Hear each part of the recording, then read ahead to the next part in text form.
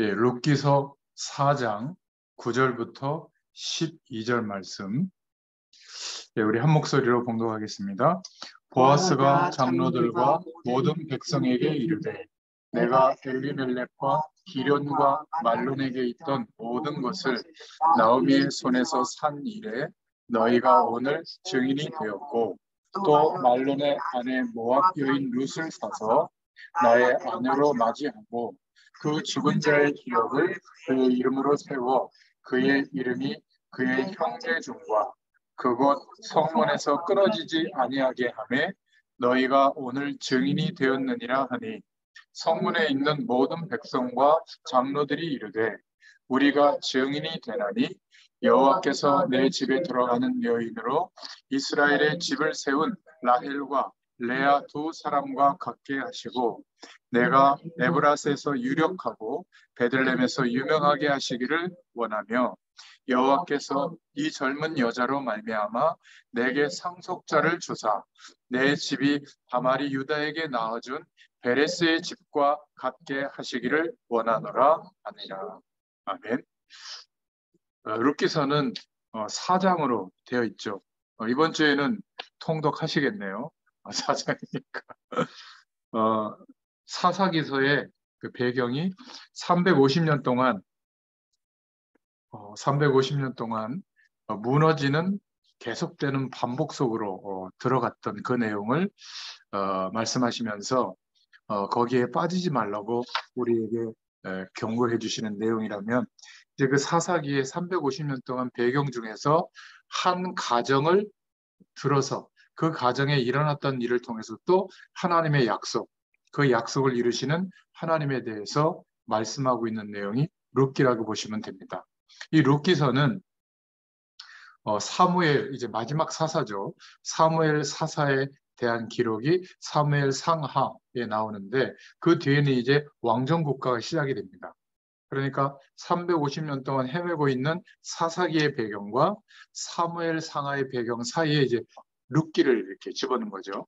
3세기경에 지금 우리가 보는 66권으로 성경을 편집할 때 이 룻기를 일부러 이 안에 집어넣은 겁니다. 룻기서를. 왜냐하면 중요한 하나님의 말씀을 우리에게 설명하기 위해서 그런 것이죠.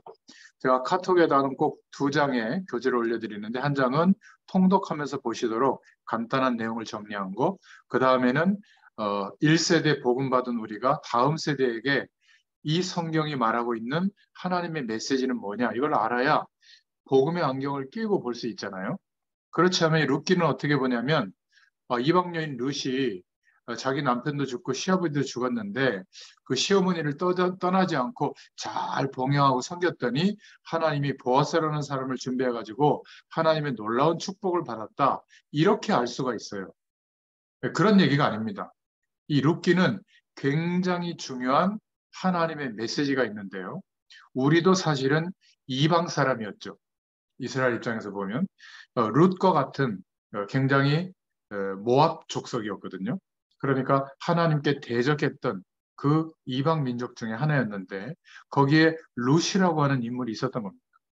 아무튼 오늘 내용을 보면서 좀 설명을 드리자면, 전체 룻기서의 제목은 하나님의 계획과 운명이 바뀌는 순간이라는 제목입니다. 이 룻기는 개요를 좀 보자면 여성의 이름을 제목으로 삼는 성경은 딱 2권이 있죠. 바로 이 룻기서와 에스더서입니다. 내용으로 보면 룻기서 1장 1절에 사사들의 치리하던 때에 이렇게 나오죠. 그때 유다 베들레헴 사람인 엘리멜렉과 그 아내 나오미와 두 아들 말론과 길련이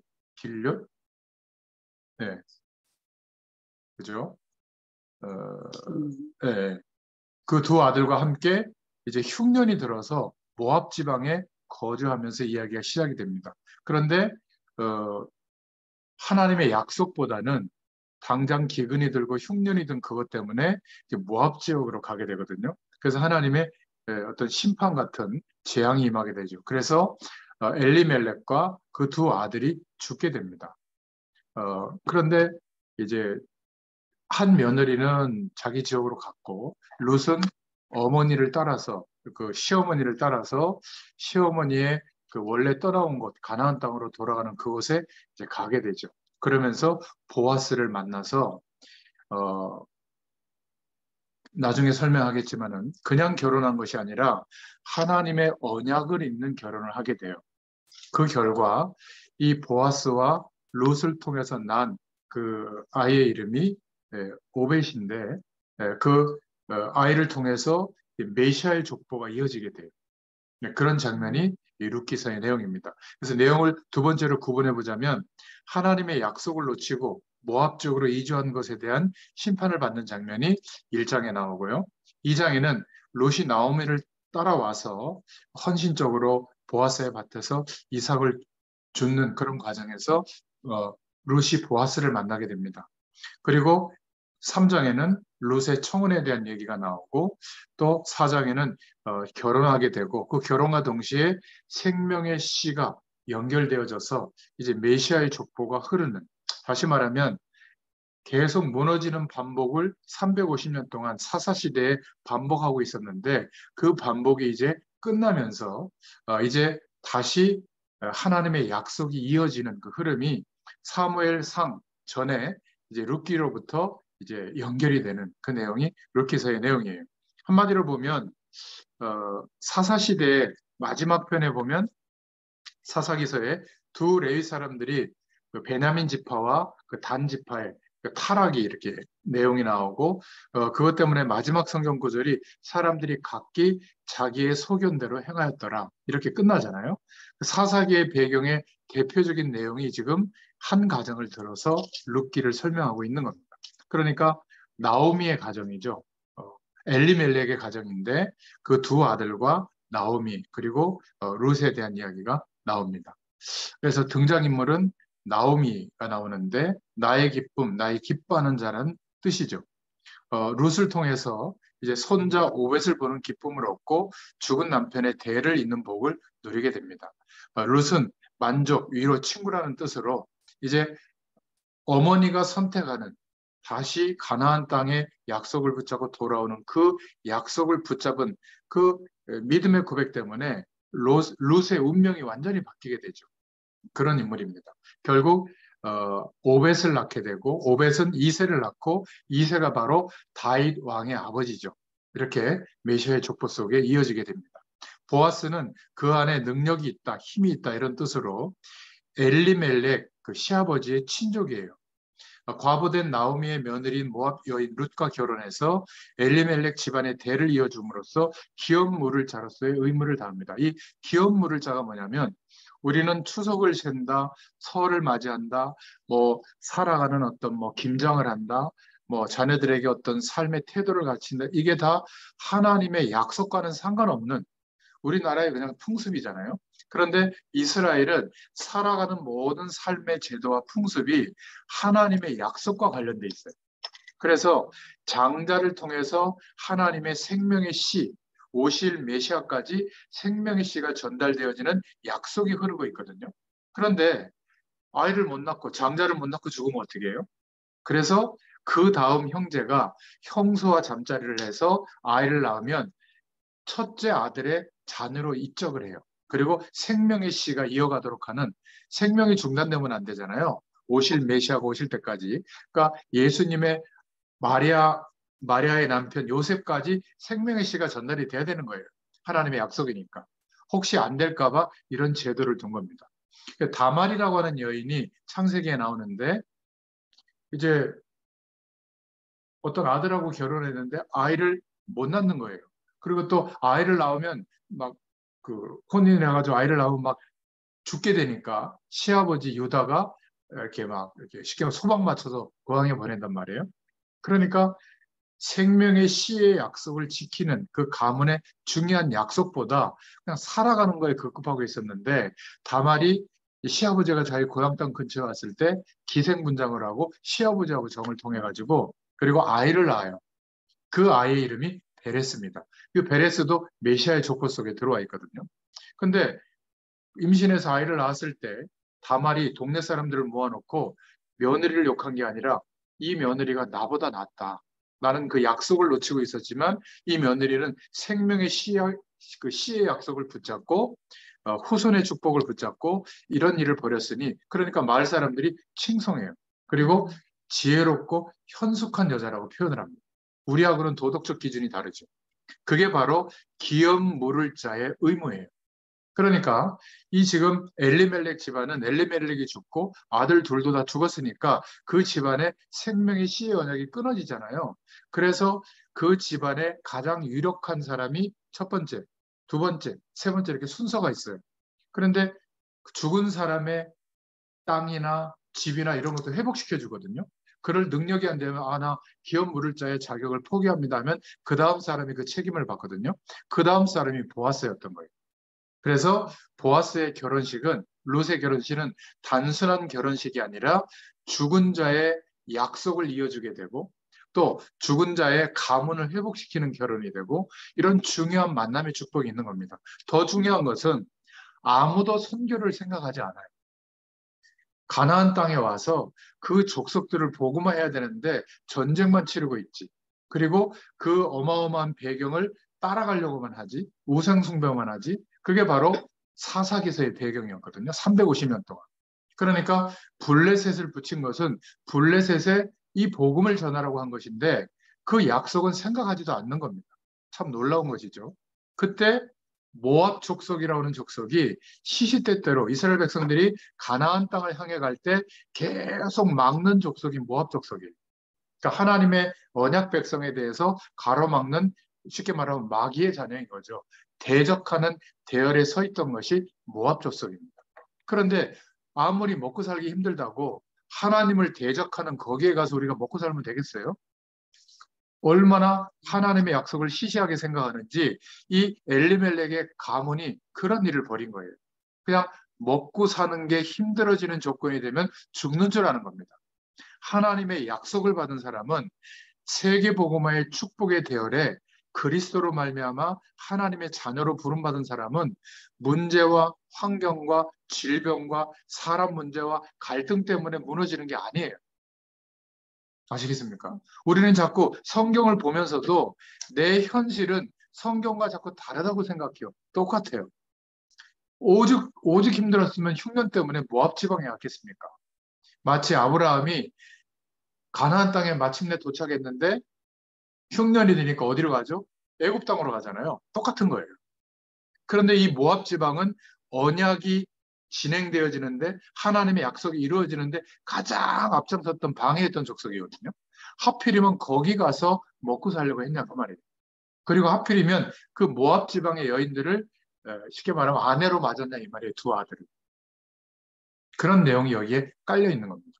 하필이면 우리가 성령으로 하나님이 함께 하는데도 불구하고 똑같이 돈, 건강, 명예, 자녀 잘 되는 거, 성공 이것이 하나님의 약속보다 항상 위에 올라와서 되겠냐 그 말이에요. 하나님의 자녀가 겪는 고통은 문제와 어려움은 다 이유가 있는 겁니다. 잘못해서가 아니라 믿으라는 거예요. 이런 문제와 사건이 있어도 하나님의 약속이 나를 통해서 이루어지는데 지장되는 게 아니라는 거예요. 빨리 그 믿음을 회복하라는 겁니다. 그리고 눈을 뜨라는 거예요. 우리를 복음 속에 불러주시고 지금 말씀으로 인도하시는 방향이 있는데 이 방향을 위해서 우리가 사는 거예요. 오늘이 그래서 있는 겁니다.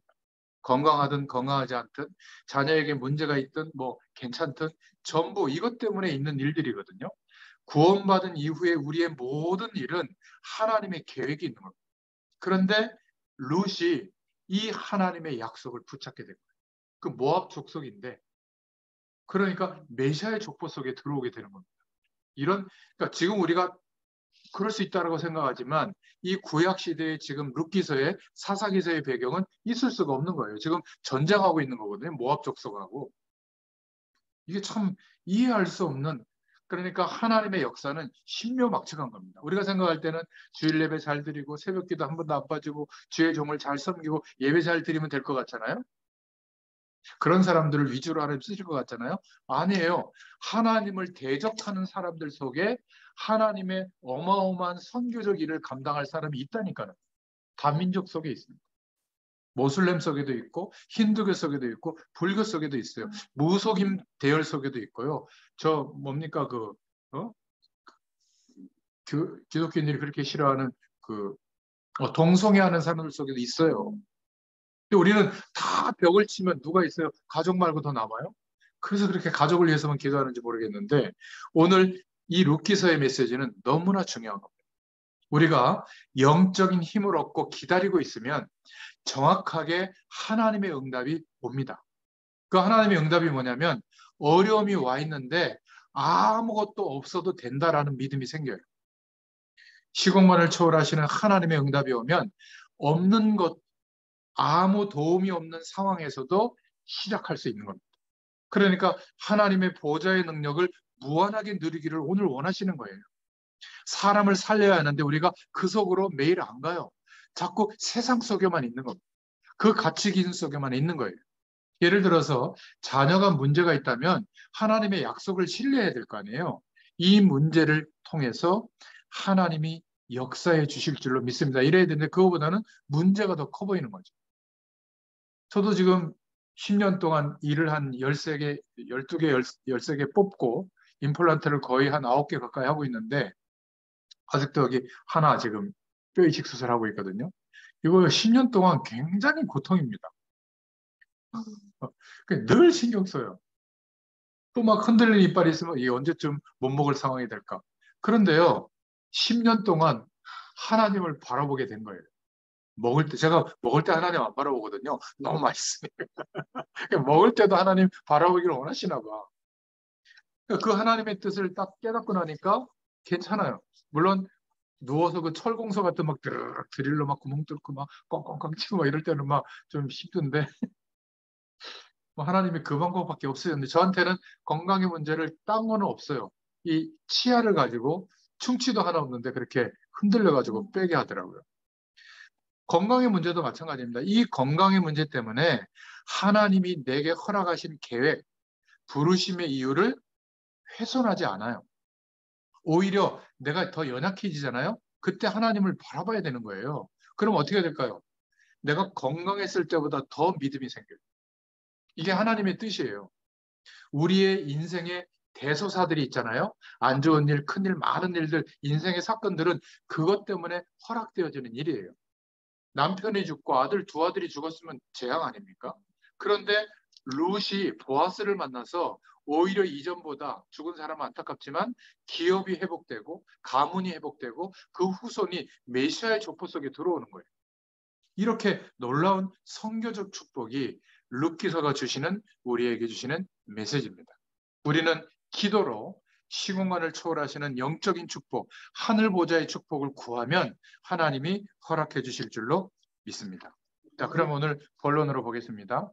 룻기서는 하나님의 계획과 운명이 바뀌는 순간 이것을 말하고 있는데 성경을 보더라도 그래서 복음적 관점에서 성경을 읽어야 되는 겁니다. 그렇지 않으면 십독을 해도요, 뭐 유익은 있겠습니다만은 하나님의 말씀이 무엇을 말하는지 모를 가능성이 많아요. 유대인들, 바리새인들은 특히 어마어마하게 구약 성경을 읽었거든요. 그런데도 여전히 아직 메시아가 오시지 않았다고 생각하고 기다리고 있어요. 예수님은 시대마다 하나님의 뜻을 나타내는 선지자 중에 하나로 생각하는 겁니다. 그러니까 우리는 복음의 눈을 뜨고 성경을 봐야 될 줄로 믿습니다. 저주의 땅으로 간 것처럼 보이지만 모압 땅도 구원을 받게 하기 위해서 선교하러 간 거예요, 사실은. 그런데 이 엘리멜렉 이 가문은 선교하러 간 게 아니라 먹고 살기 위해서 피난을 간 거죠. 여기에 문제가 있는 겁니다.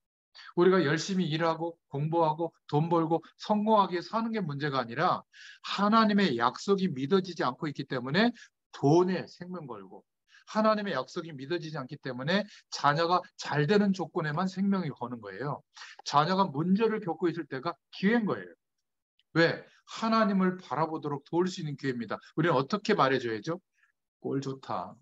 엄마 말 안 듣더니 이런 꼴을 당하냐. 이게 아니라 너 이제 진짜 하나님이 역사할 기회가 온 것 같다. 네가 이제는 엄마 아빠가 기도해줬지만 네가 이제 너의 믿음으로 하나님께 한번 그 문제를 두고 기도해봐라. 하나님이 살아계셔서 나에게 역사하셨는데 너에게도 역사할 시간이 온 것 같다. 이제 드디어 하나님의 때가 온 것 같다. 엄마도 보이지 않게 기도해 줄 테니까 한번 네가 도전해봐라. 제가 이 얘기를 했어요. 언제 했냐면 우리 둘째가 그 코로나도 한 좀 2번 걸렸나? 그런데 그 전에 초등학생 때인가? 중학생 때인가? 기억이 안 나는데 신종플루인가 그걸 걸렸어요. 그때 막 죽고 그랬잖아요. 그래가지고 제가 그랬죠. 막 두려워. 우리도 좀 그렇더라고요. 뭔 얘기를 했냐면 이거 죽는 병이다. 큰일 났다. 엄마 아빠도 기도하지만 너 이거 엄마 아빠도 전면되면 엄마 아빠도 죽을 수 있기 때문에 네 방에 밥은 넣어줄 테니까 네가 이제 기도해라. 얘가 뭐 어떡해 아빠. 근데 기도하면 하나님 들어줄 거야. 한번 네가 믿음으로 기도해봐라. 그러니까 밤에 내가 이렇게 밖에서 이렇게 보면요. 하나님 저 죽기 싫어요. 하나님 저 도와주세요. 막 이거 막 눈물 흘리면서 기도하는지 그러더라고요. 얘가 그때 믿음이 들어간 거예요. 살아계신 하나님이 자기를 책임진다는 걸 알게 된 거예요.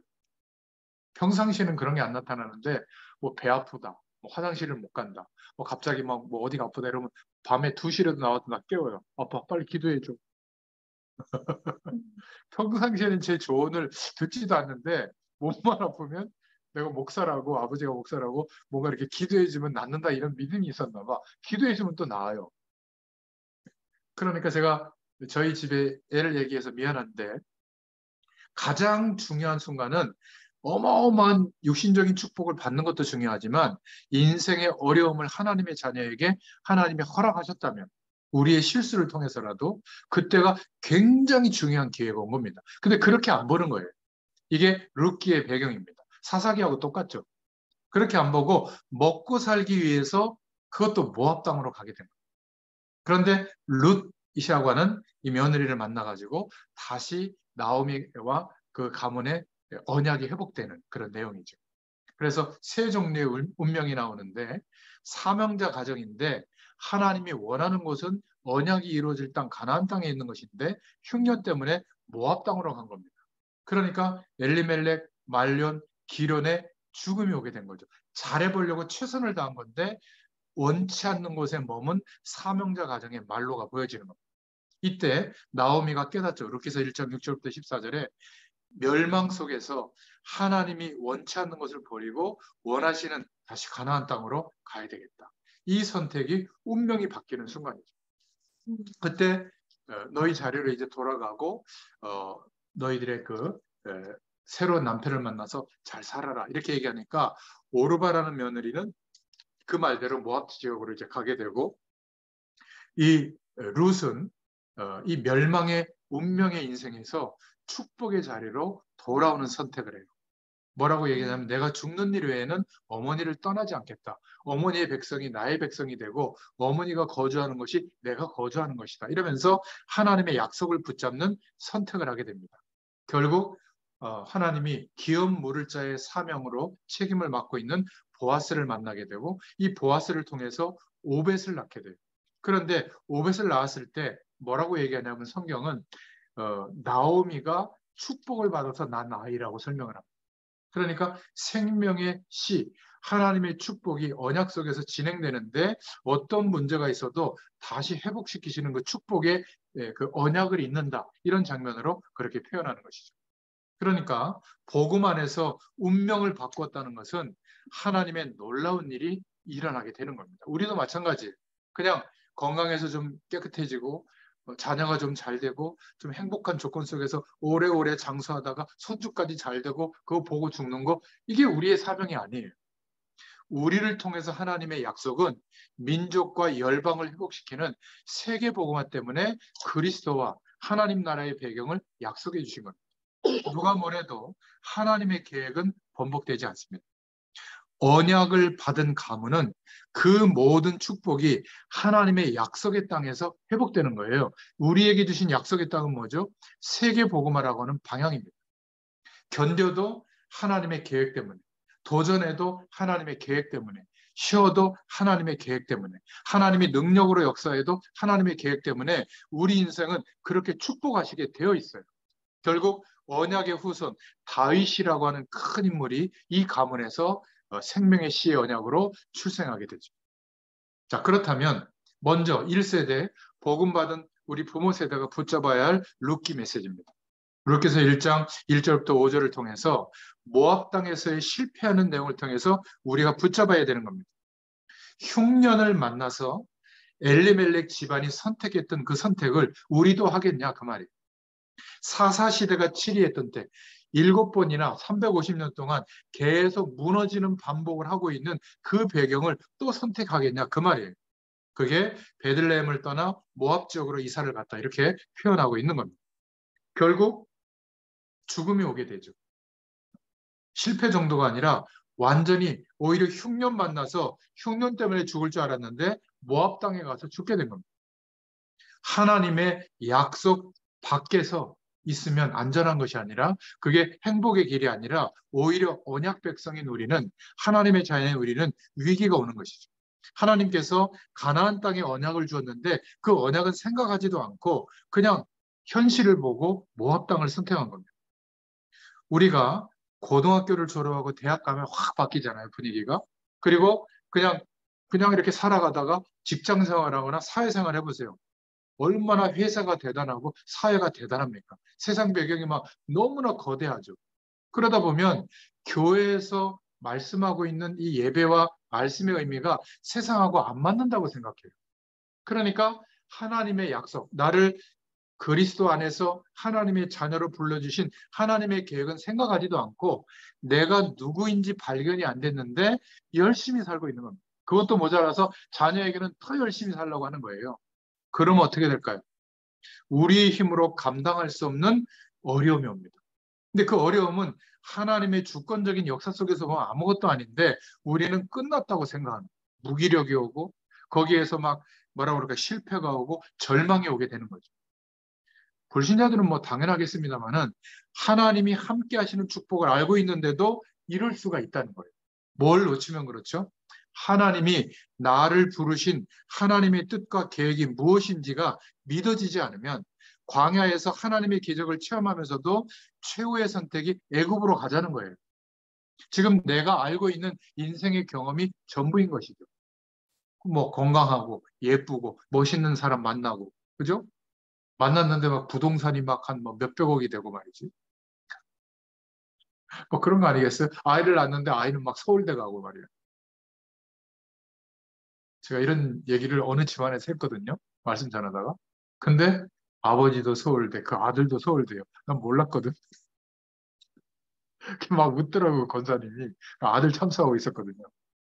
그런데 가면 답니까? 막 이러면서 제가 얘기했는데, 오늘 이 말씀을 듣는 분들 가운데도 그런 분이 있다면 죄송합니다. 세상에서 성공하고 잘 되는 것이 나쁜 게 아니에요. 문제가 뭐냐면, 하나님이 나를 그리스도 안에 구원해 주신 이유가 있을 거 아니에요. 그 하나님의 계획은 믿어지지도 않고 세계복음화는 남의 일이에요. 오늘 하루 잘 사는 게 내 소원이라면 똑같은 겁니다. 사명자 가정이 겪고 있는 이 문제가 우리 가정에도 똑같이 일어나는 거예요. 그런데 하나님의 약속을 믿는 믿음 안에 있다면 그런 문제들이 어떤 문제가 되죠? 하나님이 여시는 길이 돼요. 홍해가 길이 된다니까요. 가나안을 정복하는 통로가 돼요. 그런데 믿음이 없으면 어떻게 되죠? 불신앙하고 있으면 세상 배경이 전부면 애국 군대처럼 몰살당해요. 똑같은 문제인데 믿음 하나 차이로 종이 한 장 차이로 보세요. 오르반은 본래의 자리, 저주의 자리로 돌아가는데 그 며느리 룻은 그냥 운명이 바뀌는 그 순간에 믿음을 선택한 거예요. 하나님의 약속을 믿는 선택을 한 거예요. 무모한 거죠, 어떤 면에서.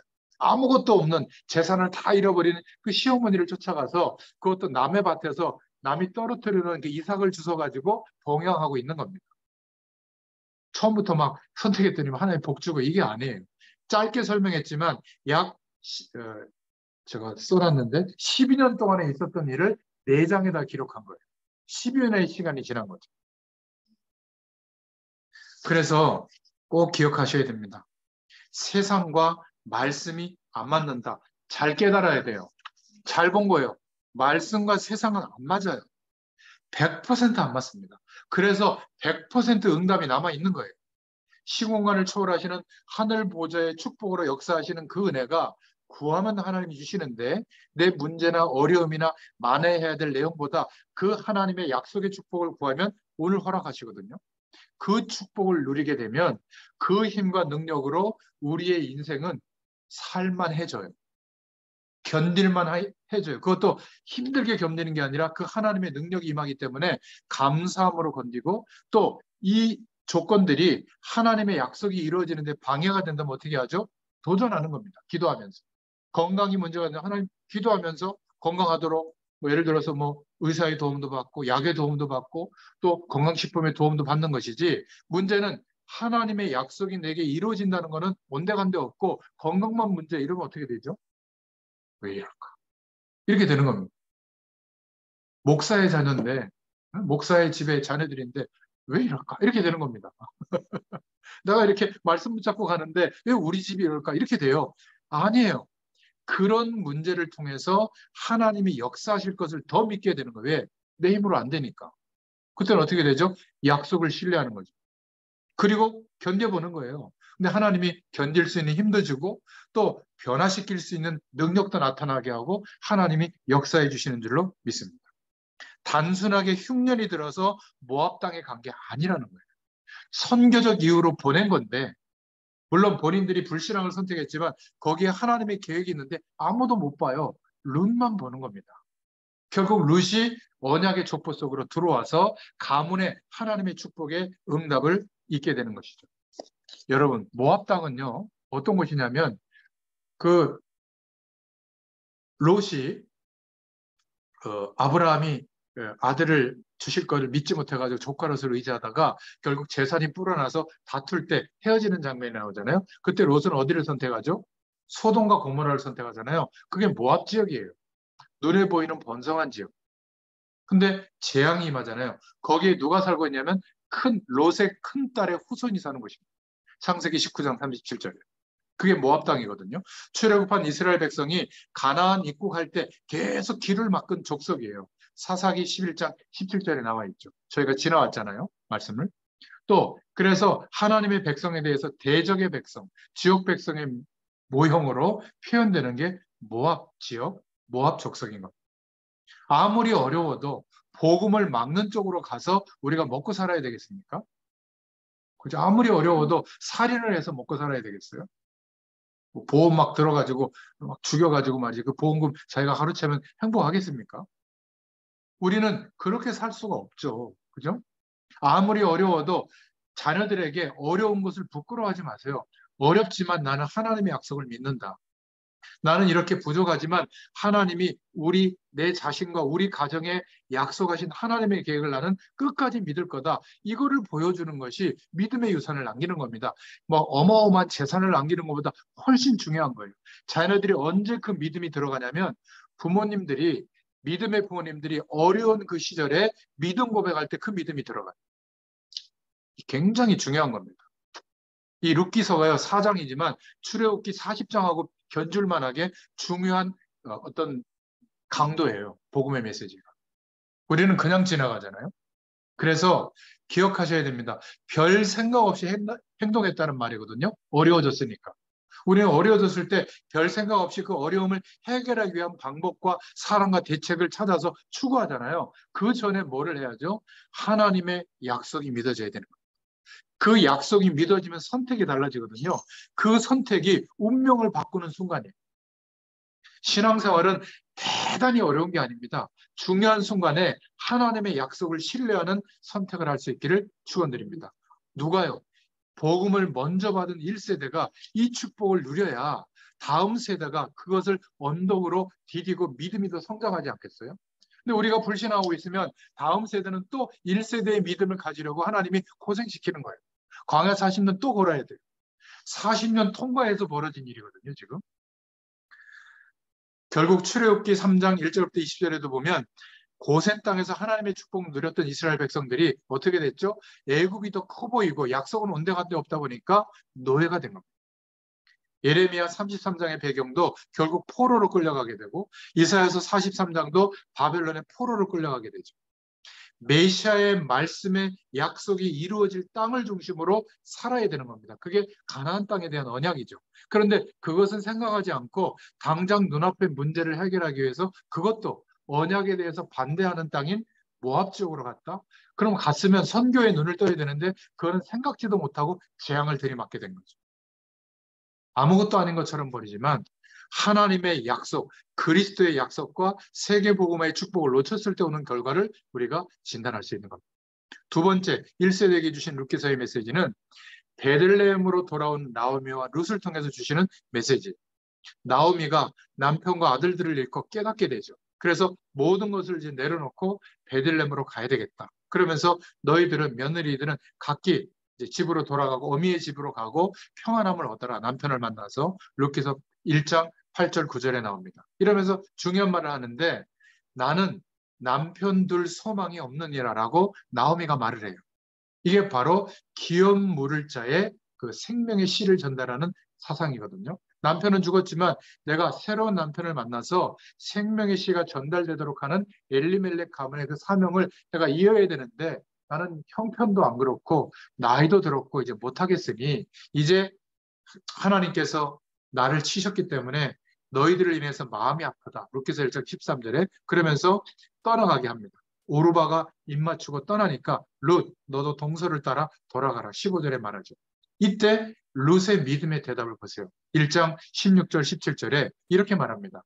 어머니께서 가시는 곳에 나도 가고 어머니께서 유숙하시는 곳에 나도 유숙하고 어머니의 백성이 나의 백성이 되고 어머니의 하나님이 나의 하나님이 되시며 어머니가 죽으시는 곳에 나도 장사될 것입니다.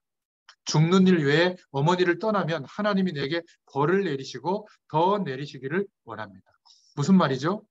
하나님의 약속을 붙잡았던 거예요. 나오미를 통해서 전달된 하나님의 약속, 가나안 땅의 약속을 붙잡았던 거예요. 결국 룻은 나오미와 함께 베들레헴으로 돌아오게 되죠. 여기에 굉장히 중요한 하나님의 메시지가 있는 겁니다. 저주의 땅인 줄로만 알았는데 하나님은 그 안에도 룻, 이방 여인 룻이 있다는 거. 이 룻이 구원을 받게 되죠. 이 당시 이스라엘 사람들은 상상하지 못한 일이에요. 하나님이 지금 룻기서를 통해서 우리의 눈을 확정시켜 주시는 겁니다. 우리가 아니라고 생각했던 사람들, 아니라고 생각했던 나라들, 거기에 하나님의 계획이 있다는 것, 선교를 설명하고 있는 겁니다. 모압 여인도 구원받을 수 있다. 이방 여인도 믿음을 가지면 구원을 얻는다. 룻은 최고의 운명을 바꾸는 순간에 믿음의 선택을 하게 된 줄로 믿습니다. 우리에게 주시는 메시지. 세 번째 메시지는 룻기서 2장 1절부터 16절에 만남의 축복에 대한 메시지입니다. 룻이 보아스를 만나는데요. 이 보아스는 예수님을 예표하는 인물이다 이렇게 얘기하기도 하는데, 자기 밭에서 부자예요. 여기서는 과부들과 고아들을 위해서 수술을 다 하지 않고 그 이삭을 남겨놨단 말이에요. 그러니까 어려운 사람들은 거기에 가서 그 이삭을 주셔서 생계를 유지하는 겁니다. 그런데 이 보아스가 룻이 어떤 믿음의 고백을 했는지를 알고 있었던 거예요. 룻기서 2장 11절부터 12절에 보니까 이렇게 말합니다. 보아스가 내 딸아 들어라. 이삭을 주우러 다른 밭으로 가지 말고 여기서 가져가라. 목이 마르면 소년들이 길어온 것을 마셔라. 이러면서 내 남편이 죽은 후로 내가 시모에게 행한 모든 것과 내 부모와 고국을 떠나서 전에 알지 못하던 백성에게로 온 일, 이 지금 가나안 땅으로 온 일이죠. 내가 분명히 들었느니라. 여호와께서 내 행한 일을 보응하시기를 원하며 이스라엘의 하나님 여호와께서 그 날개 아래 보호를 받으러 온 내게 온전한 상 주시기를 원하노라. 보아스도 약속을 붙잡고 있는 겁니다. 가나안 땅의 약속과 생명의 씨에 대한 약속, 오실 메시아에 대한 약속을 붙잡고 있는 것이죠. 이게 청원의 내용이에요. 우리는 뭐 내가 다이아를 준비했으니 내가 영원히 살아갈게, 주로 이런 청원만 생각하는데 언약을 말하는 청원이에요. 그때 룻이 이렇게 대답하죠. 룻기서 2장 10절 13절에 보면 어찌 내게 이렇게 은혜를 베푸시며 나를 돌봐주십니까? 그러면서 내 주여 내가 당신께 은혜 있기를 원하나이다. 이렇게 굉장히 중요한 언약이 이루어지는 만남의 축복이 여기에 나오고 있는 겁니다. 여기서 우리는 뭘 기억해야죠?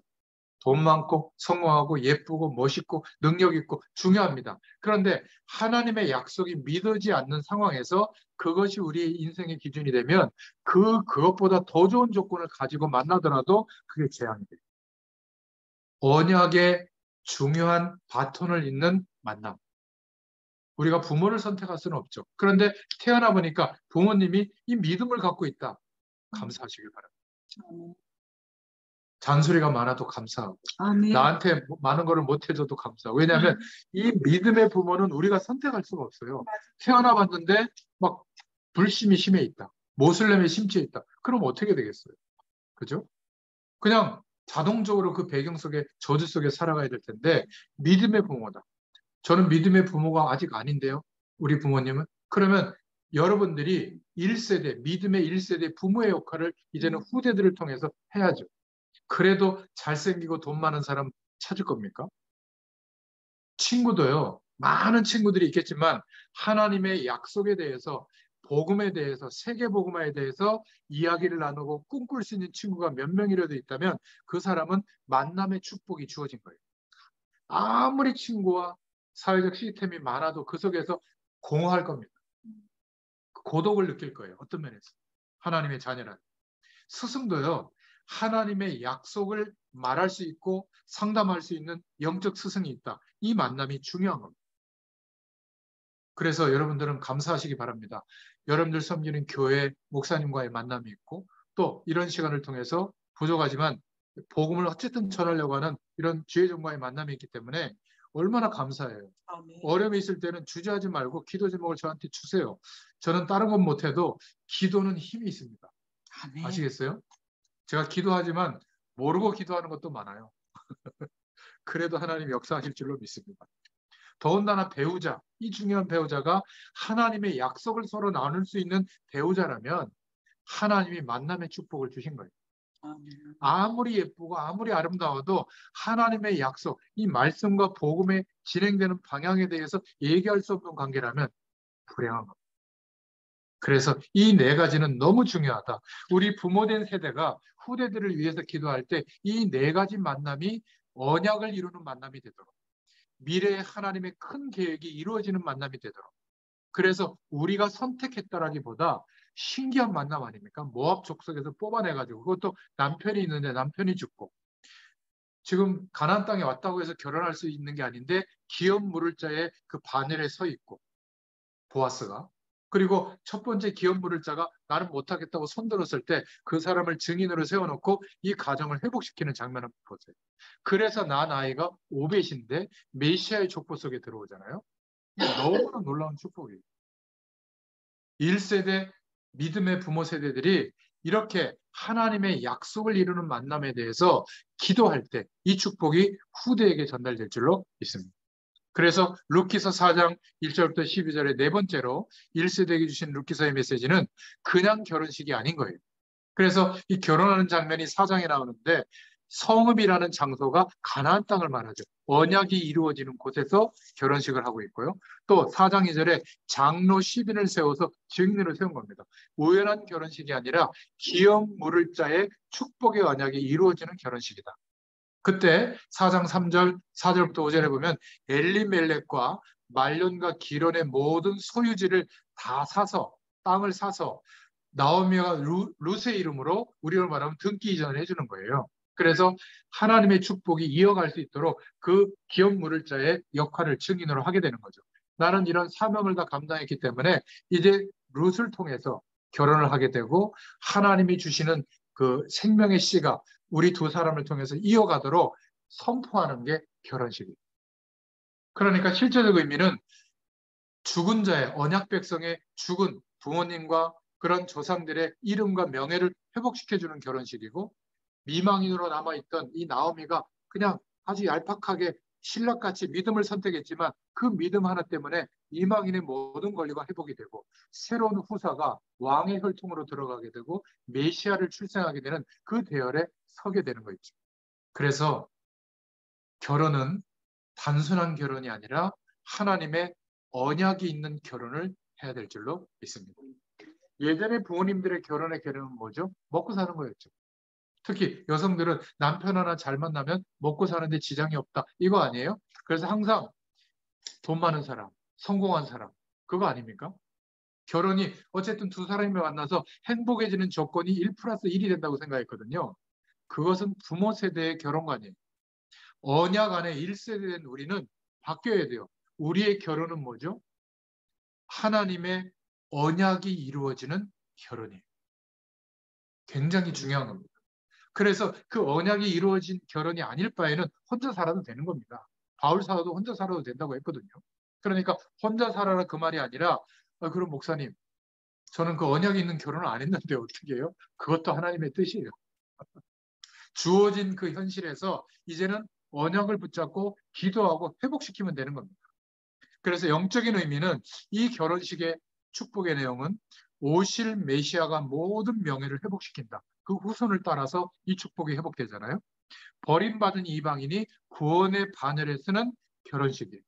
모든 실패를 성공으로 바꾸게 하시고 언약적 신분이 회복되는 결혼이고 권세가 회복되고 또 나오미의 명예가 회복되고 후사의 축복이 회복되는 결혼인 줄로 믿습니다. 지금 이 시대의 결혼은 그냥 뭐 따뜻한 말 한마디 해줬다고 나한테 친절한 어떤 이벤트를 해줬다고 반지 큰 거 사줬다고 결혼했다가 3년 만에 이혼하기도 하고 어떤 사람은 너무 이뻐서 결혼했다고 그러면 3년 반이 지나면 우리 뇌에서 동일인에 대해서 매력을 느끼는 물질이 더 이상 분비가 안 되거든요. 여기 부부 두 분 들어와 계신데 아직도 가슴 두근거리십니까? 거짓말이에요. 그런 사랑은 한계가 옵니다. 그것을 가지고 대부분 결혼하거든요. 우리는 예수 그리스도 안에서 하나님이 주시는 완전한 만족이 오기 때문에 그 만족함으로 상대방을 바라보잖아요. 이성을, 특히 부부를 더 사랑스러워. 그거는 육신적인 쾌락의 조건으로 느끼는 사랑의 감정이 아니에요.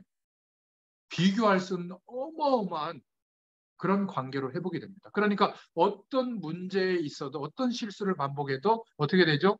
용납하고 기다려주고 사랑할 수 있는 관계가 회복이 되거든요. 왜죠? 언약을 이루는 가정, 언약을 이루는 부부 관계니까.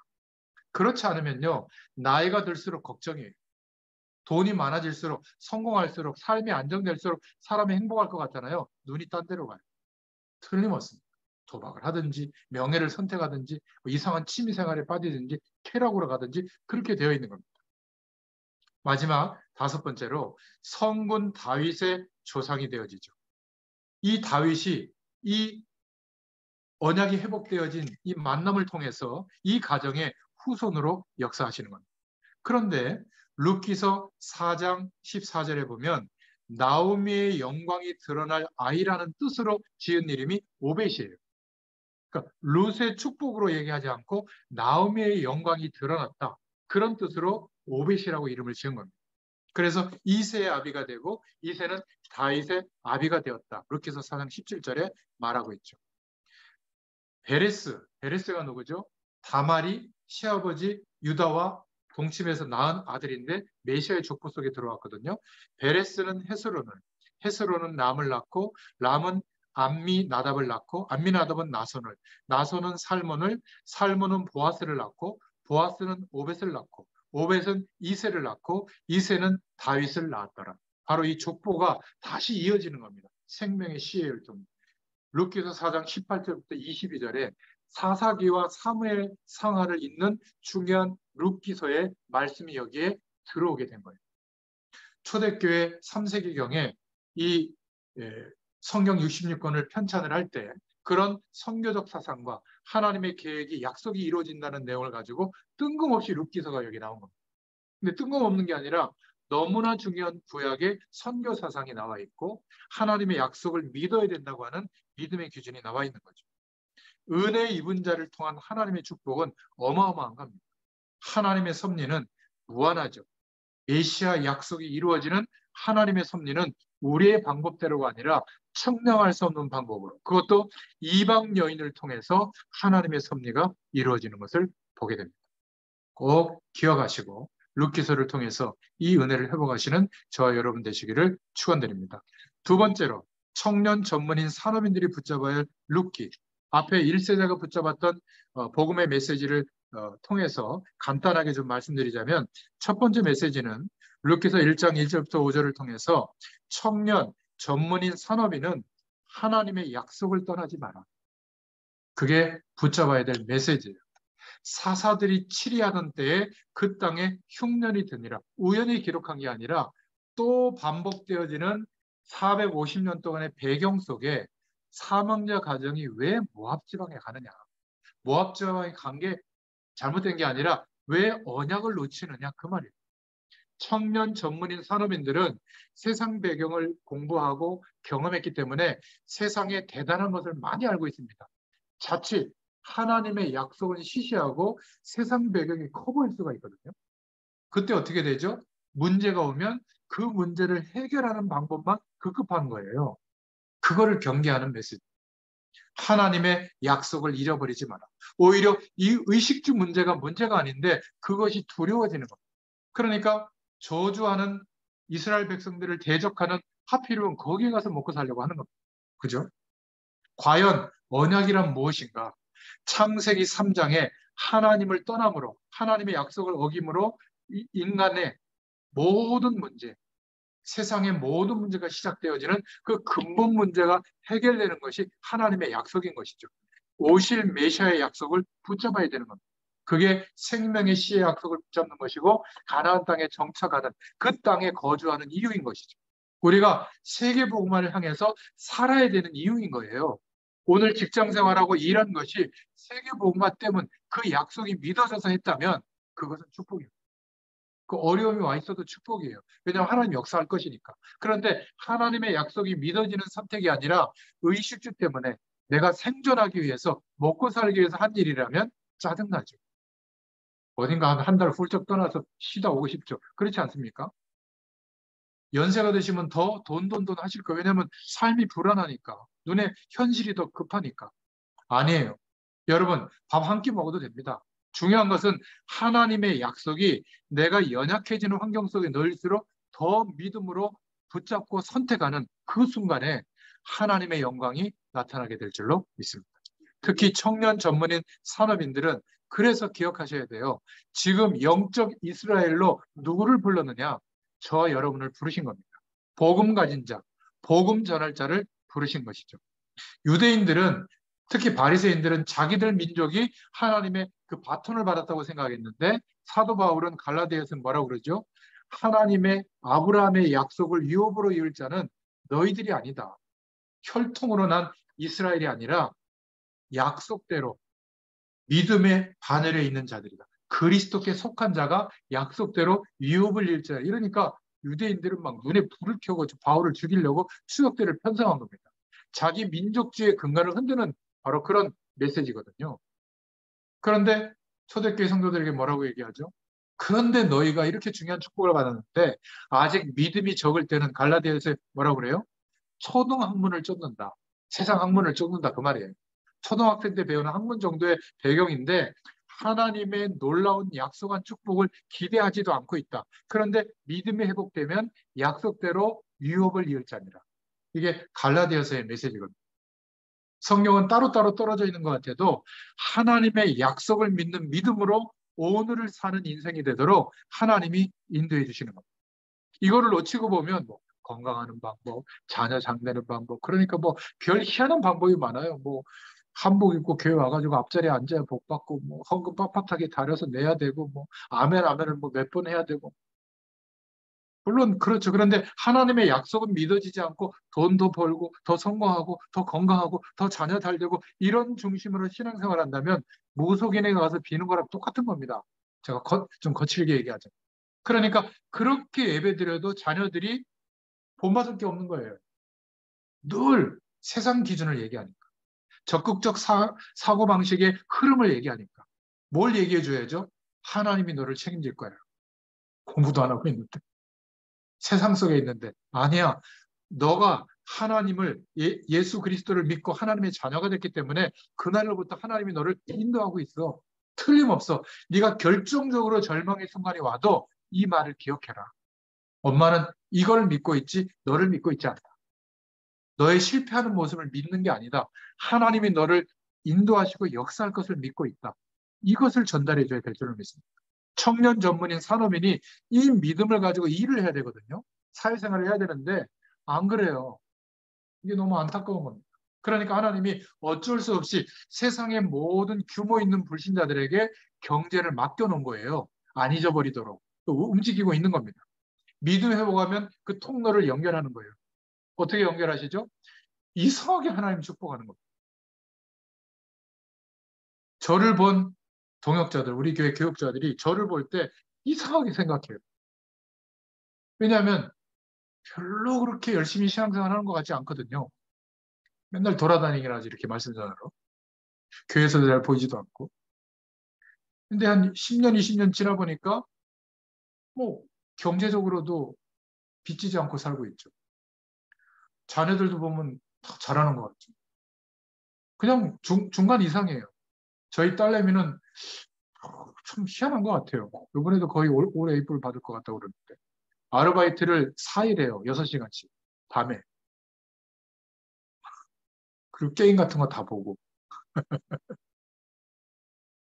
하여튼 뭐 공부도 열심히 하더라고요. 오늘 막 눈이 많이 와가지고 시험을 보는데 뭐 11시에 보고 그다음 1시에 봐야 되는데 차가 못 가잖아요. 그래가지고 끝나자마자 집에서 이제 그 비대면으로 시험 보고 끝나자마자 태워가지고 또저 원주 그 연세대학교까지 막 갔다가 시험 또 30분 보고 또 태워가지고 갔다가 또 여기 또 쭉 오고. 다행히 지금은 좀 기온이 좀 내려가던데 낮에는 또 칙박칙박해요. 막 눈이 아무리 와도 길이 뚫려 있더라고요. 10분 전에 도착해가지고 시험 보고. 제가 저희 가정 이야기를 하는 이유는 다른 사람 얘기하면 좀 비교가 되니까 한 게 아무것도 없어요. 우리 아이도 하나님 바라보거든요. 7년인가 8년 동안 주일학교 봉사를 해요. 참 희한해요. 시켜도 못합니다. 아침 9시까지 가요.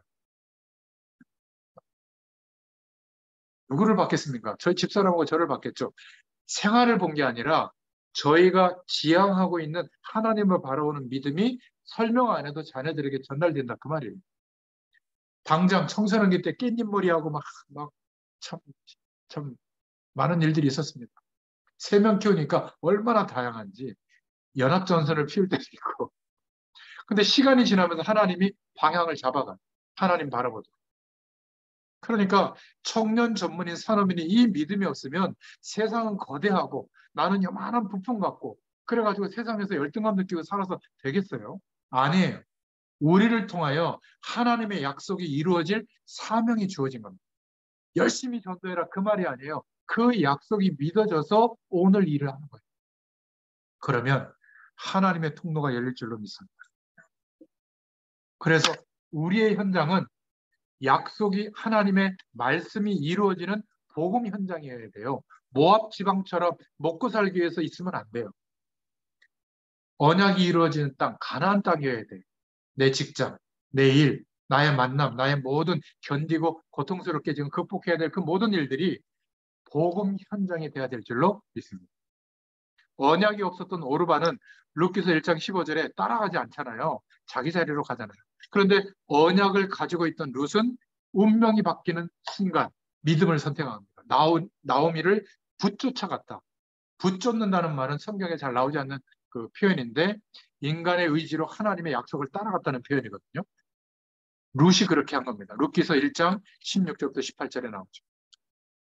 여러분이 있는 현장이 어렵든지 안 어렵든지 그것은 전부 하나님의 약속이 이루어지는 성취되는 축복의 현장인 줄로 믿습니다. 한 시대를 바꾸게 하셨던 남겨진 렘넌트로서 사명을 감당했던 7명, 창세기 39장의 요셉, 출애굽기 3장의 모세, 사무엘상 7장의 사무엘, 시편 78편의 다윗, 열왕기하 2장의 엘리사, 사사기 6장의 이사야, 사도행전 19장의 바울, 전부 다 이 사람들의 삶은 복음 현장이었어요. 하나님의 언약이 이루어지는 현장이었습니다. 어려운 순간에도 마찬가지였어요.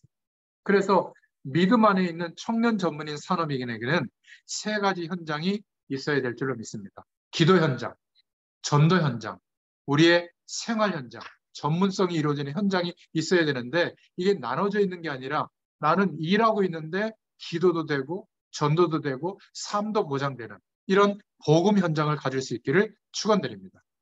여기에 우리의 삶과 학업과 일이 포함되는 것이죠. 그런데 하나님의 약속은 놓치고 보면 어려움 당하면 착각이 오는 거예요. 그 어려움 때문에 심각한 상황이 됐다고 생각하는 겁니다. 아니라는 거예요. 그래서 3번째로 우리 청년 전문인 산업인은 만남을 소중히 해야 된다. 아까도 말씀드렸지만 가정과 부모, 친구 관계, 스승, 우리를 인도해주는 믿음의 스승들, 또 세상의 스승도 있죠. 또 배우자. 이 만남은 언약 가진 만남, 하나님의 약속이 이어지는 만남의 축복을 소중히 해야 될 줄로 믿습니다. 복음 안에서 우리의 미래가 인도되기 때문에 소중한 삶으로 만남의 축복을 누릴 수 있기를 축원드립니다. 룻기서 2장 1절부터 16절의 메시지를 통해서 주시는 하나님의 말씀이죠. 네 번째로 청년 전문인 산업인은 그래서 결혼을 중요시해야 된다. 하나님의 계획을 이루는 결혼이 되어야 될 줄로 믿습니다. 어려움을 당했던, 남편이 죽고 어려움을 당했던 눈물겨운 과거가 룻도 있었죠. 그리고 가슴 속에서 하나님의 약속을 붙잡고 결단하는, 운명을 바꾸는 순간이 오죠. 그리고 가치 있는 만남과 사랑이 회복이 됩니다. 룻기서 3장에. 그리고 언약이 회복되고 이어지는 결혼식이 거행되죠. 그리고 언약이 있는 후손의 축복을 룻기서 4장 13절부터 22절에 말씀하고 있는 겁니다. 하나님의 약속이 이루어지고 복음의 후사와 메시아의 축복까지 연결되어지는 가문으로 회복되는 이런 응답이 우리 모두에게 있게 될 줄로 믿습니다. 그래서 결혼은 어떻게 준비해야 될까 꼭 기억하세요. 누구를 만나는가가 그게 중요한 게 아닙니다. 내가 하나님의 계획이 어떤 계획이 있는가 이게 발견이 돼야 되죠. 나의 인생은 하나님의 계획 속에 어떻게 살아가고 있는가. 지금 우리 장로님 권사님들도 계시는데 연세가 드셔서 이제는 노후에 좀 편안하게 이게 아니에요. 나를 향한 하나님의 계획이 뭔가 그것 때문에 노년이 있다면 노년에 기도하는 모든 기도는 하나님의 역사함이 나타나는 겁니다. 그렇지 않고 우리 손주, 우리 자녀 그거는요 역사하는 기도가 아니에요. 내가 나에 대한 하나님의 계획을 모르는데 어떻게 자녀에 대한 계획을 알겠어요? 그죠? 배우자에 대한 계획을 어떻게 알겠습니까? 그럼 불가능해요. 그러니까 보이는 게 외모, 돈, 능력, 나한테 얼마나 잘해주냐 이것밖에 못 보는 겁니다. 그래서 선택한 가정들이 우리나라에 약 50%가 넘는 가정이 깨지잖아요. 그것은 그냥 유리천장하고 똑같은 겁니다. 깨지는 거예요. 나에 대한, 나를 향한 하나님의 말씀 속에서 주시는 하나님의 계획이 분명하게 확정이 돼야, 그래야 나를 필요로 하는 상대방에 대한 하나님의 계획도 보일 거 아니겠어요? 그래서 이런 만남을 주시는구나. 그러면 내가 얼만큼 사랑하고, 얼만큼 노력하고, 얼만큼 견디고, 얼만큼 수고해야 되는지 그 내용이 나오는 거죠. 그런데 나를 향한 하나님의 계획이 확정이 안 되니까 결국 옛날 결혼을 하는 거죠. 돈 보고 하고, 능력 보고 하고, 그죠? 돈과 능력이 없어도 어쨌든 나한테 충성스럽게 한눈 안 파고 잘해주면 그게 좋은 것 같아요. 가정이라고 하는 조그마한 그 행복의 조건에 갇히는 거예요, 그거. 접시만 사도 막 가족들이 모여가지고 파티하더라고요. 막 음식 차려가지고. 맨날 주말에 그거 하느라고 교회도 못 와. 그게 행복한 가정인 것 같아요. 제가 볼 때는 하나님의 진노가 임할 대상이에요. 예수 믿는데도 캠핑 가서 앉아 있어요, 주말에.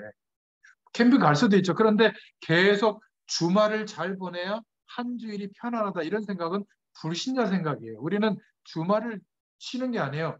주일날 하나님이 주시는 하늘 보좌의 축복을 예배를 통해서 누리고 다른 사람보다 하루 먼저 시작하는 겁니다. 한 주일. 그러니까 캠핑 못 가도 더 화목하고 더 건강하고 더 정서적으로도 순화돼 있어요. 그러니까 이게 참 놀라운 거죠.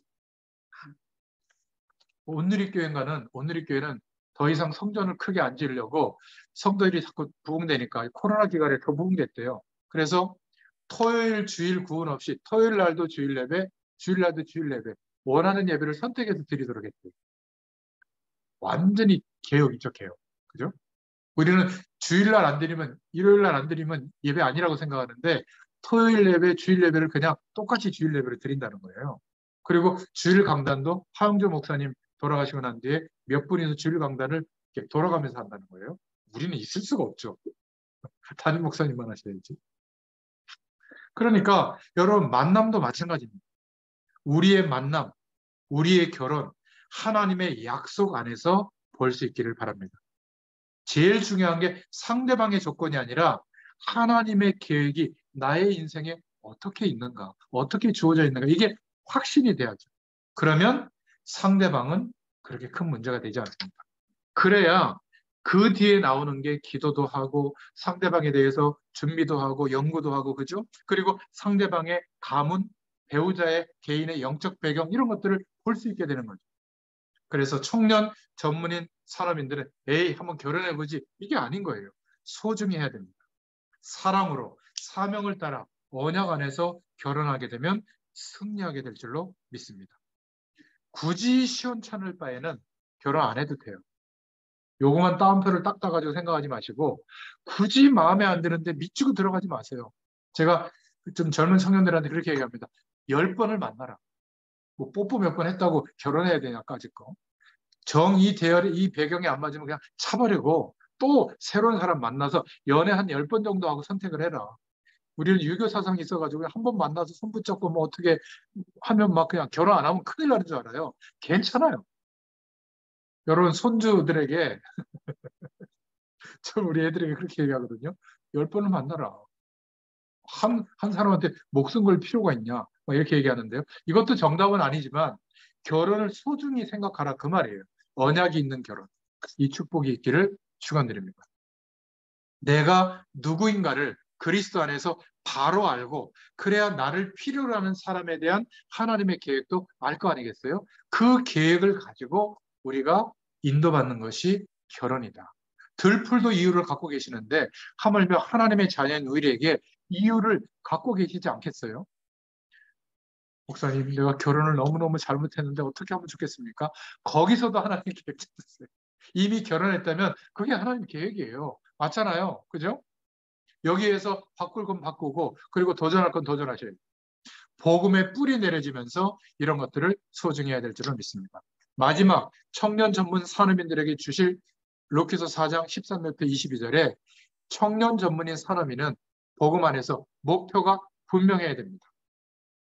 그냥 잘 먹고 잘 사는 게 아니라 룻에게 하나님은 분명한 계획이 있었죠. 이방 여인으로 이스라엘 사람인 말론과 결혼하게 된 겁니다. 그런데 그게 목표가 아니에요. 남편이 죽은 겁니다. 그것도 하나님의 목표가 아니에요. 시어머니 나오미의 믿음을 배운 겁니다. 약속의 땅과 생명의 씨를 이어가는 그 메시아 오실 약속에 대한 그 언약을 배운 거거든요. 결국 그 운명을 바꾸는 순간에 믿음의 선택을 하게 된 겁니다. 왜? 자기 인생에 대한 하나님의 계획을 분명히 붙잡게 되죠. 그리고 보아스를 만나게 되고 세계복음화의 후사를 낳게 된 겁니다. 그래서 믿음 안에 있는 청년 전문인 산업인은 세 가지 분명한 목표가 있어야 됩니다. 여러분이 기도의 배경 속에서 복음과 기도로 하나님의 풍성한 은혜를 누리는 이 나름대로 여러분 나름대로의 내용이 있어야 돼요.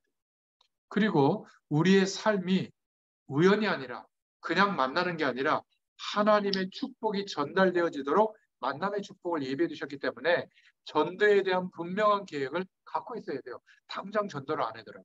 그러니까 중보기도 해주고 있다 보면 하나님의 시간표가 보여요. 아, 지금 복음 좀 얘기해 줘야 될 때인가? 아, 목사님한테 한번 연결해 볼까? 이런 시간표가 보일 때 실천하는 겁니다. 뭐뭐뭐 하지 말고.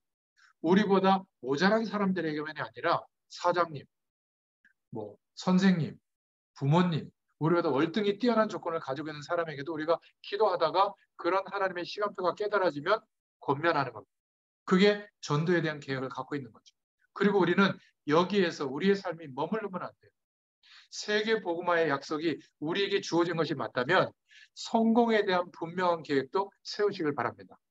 연령의 시기에 맞게 30대, 40대, 50대, 60대, 70대, 80대 다 인생의 시기가 다르잖아요. 거기에 맞게 하나님이 주실 것을 믿고 전문화, 세계화, 복음화할 수 있는 성공에 대한 계획도 가지고 낙심하지 말고 시도하세요. 그럼 하나님이 나머지는 책임져 주십니다. 하나님은 지금도요. 땅끝까지 이 복음이 증거되어지도록 세계 복음화 하시면서 모든 것을 움직이십니다. 그게 바로 세계사를 보는 눈이고 교회사가 그 사실을 증거하고 있죠. 그래서 모든 사람의 생, 사, 화, 복도 세계 복음화를 위해서 주관하고 계십니다. 이게 믿어져야 돼요. 그때부터 불안, 두려움, 공허함, 뭔가 이렇게 무기력 이런 거 없어집니다. 내 자신에 대한 하나님의 계획도 세계 복음화라는 방향 속에서 발견될 수 있을 줄로 믿습니다. 자, 오늘 결론을 말씀드리겠습니다. 그냥 오늘 끝나지 마시고 아브라함이 그냥 아들을 데리고 제사 지내러 간 게 아니죠.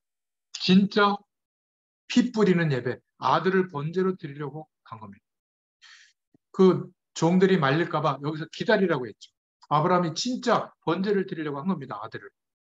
그리고 아버지, 왜 매년 다르게 올해는 번제할 어린 양이 없습니까? 하나님께서 우리를 위하여 친히 준비하실 것이다. 진짜 번제를 드리려고 한 거예요. 우리가 세계복음화의 약속을 진짜 믿고 오늘을 살려고 하잖아요. 하나님은 역사하십니다.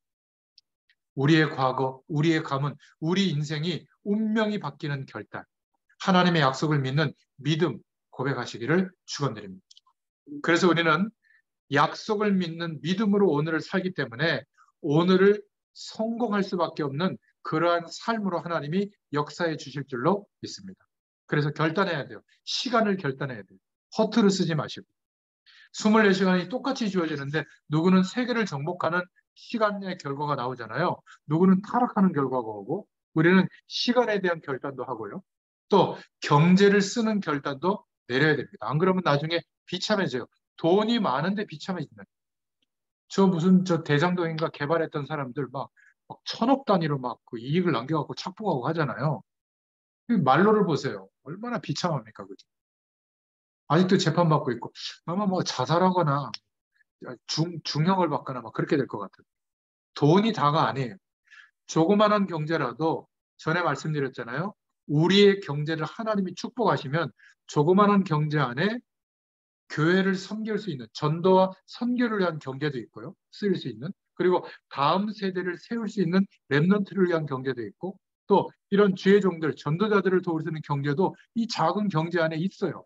그런데 하나님이 축복하는 경제가 아니면 아무리 한 달 수입이 1,000만 원, 뭐 1억이 돼도 카드 비싸서 산다니까.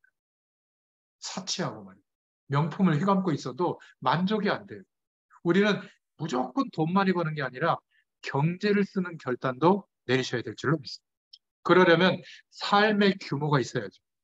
우리는 하나님의 약속을 믿기 때문에 삶의 규모를 가지고 견디고 극복하고 도전합니다.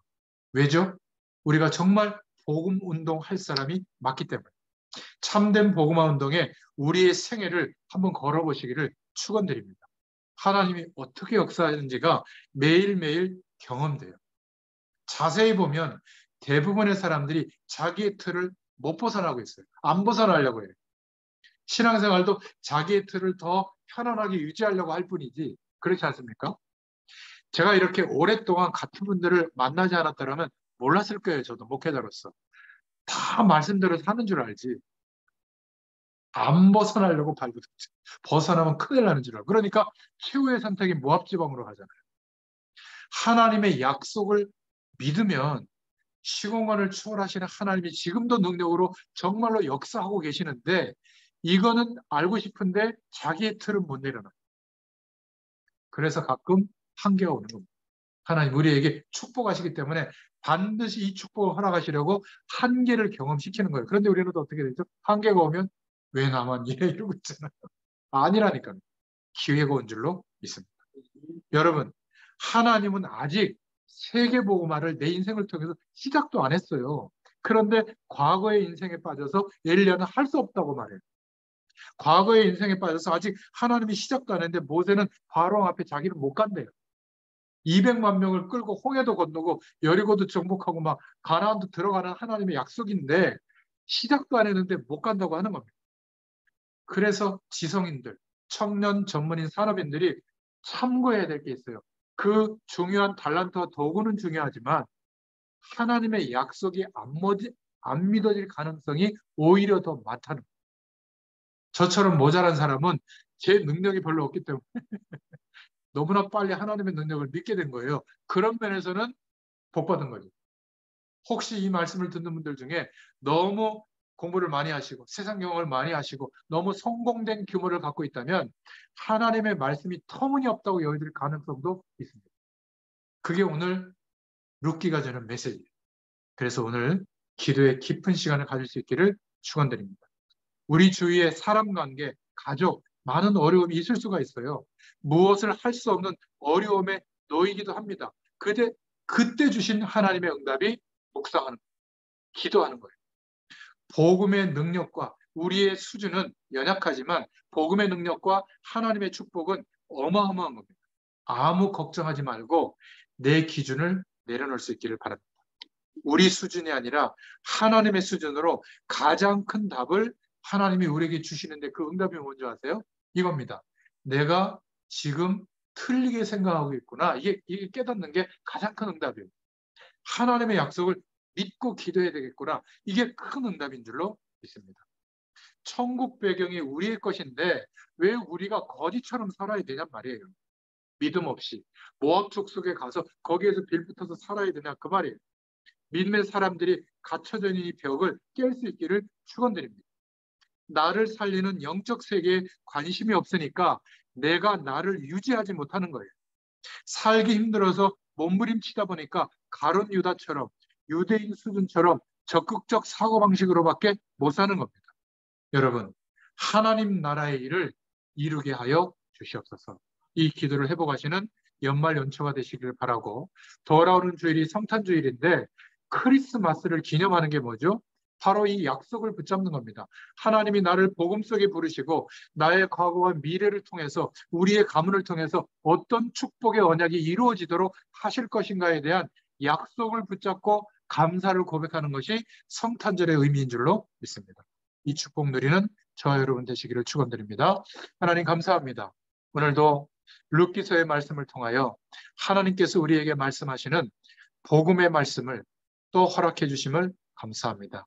이제 룻기서 1장부터 4장까지 통독하는 중에 말씀이 우리에게 새롭게 조명해지는 주의 음성을 듣게 되도록 역사하여 주시옵소서. 예수님의 이름으로 감사하며 기도드렸습니다. 아멘. 감사합니다. 감사합니다.